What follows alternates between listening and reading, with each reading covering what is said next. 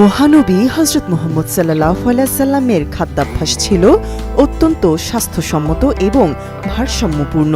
তার খাবারের পছন্দের মধ্যে অন্যতম ছিল লাউ দিয়ে মাংস। এটি শুধু তার ব্যক্তিগত পছন্দই ছিল না, বরং এর পেছনে ছিল গভীর স্বাস্থ্যগত ও বিজ্ঞানসম্মত তাৎপর্য। মাংস নিঃসন্দেহে অত্যন্ত সুস্বাদু একটি খাবার, তবে অতিরিক্ত মাংস খেলে ক্ষতিকর কোলেস্টেরলের মাত্রা বেড়ে যেতে পারে, যা মানবদেহে বিভিন্ন রোগের ঝুঁকি তৈরি করে এবং স্বাস্থ্যের জন্য ক্ষতিকর হতে পারে। লাউ মাংসের ক্ষতিকর কোলেস্টেরলকে উল্লেখযোগ্যভাবে কমিয়ে দেয় এবং শরীরের জন্য আরও উপযোগী করে তোলে। শুধু তাই নয়, লাউ মাংসের প্রাকৃতিক স্বাদকে বহু গুণ বাড়িয়ে দেয়, যা খাবারকে আরও লোভনীয় করে তোলে। তাই সুস্বাদু এবং স্বাস্থ্যকর খাবারের জন্য মাংসের সাথে লাউ মিশিয়ে রান্না করা একটি কার্যকর স্বাস্থ্যসম্মত উপায়।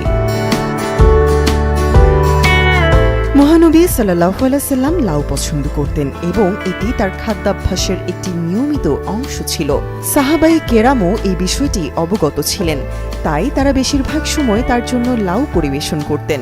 এটি কেবল তার পছন্দের খাবারই ছিল না, বরং এটি একটি স্বাস্থ্যকর খাবার হিসেবেও বিবেচিত হতো। লাউ একটি অত্যন্ত পুষ্টিকর সবজি। এটি ভিটামিন, মিনারেল এবং ফাইবারের একটি চমৎকার উৎস। এর স্বাস্থ্যগত উপকারিতা অনেক। লাউ হজম শক্তি বৃদ্ধিতে সহায়ক, যা শরীরের খাবার প্রক্রিয়াকরণে গুরুত্বপূর্ণ ভূমিকা রাখে। এটি কোষ্ঠকাঠিন্য দূর করতেও কার্যকরী, যা হজমতন্ত্রকে সুস্থ রাখতে সাহায্য করে। এছাড়াও লাউ শরীরের ওজন নিয়ন্ত্রণে সহায়ক হতে পারে, কারণ এতে ক্যালোরি কম থাকে এবং ফাইবার বেশি থাকে, যা দীর্ঘক্ষণ পেট ভরা রাখে। মহানবী সাল্লাল্লাহু আলাইহি সাল্লাম এমন খাবার গ্রহণ করতেন যা শারীরিক সুস্থতার জন্য উপকারী এবং প্রাকৃতিক ছিল। লাউ দিয়ে মাংস খাওয়া তার সুন্নাহর একটি অংশ।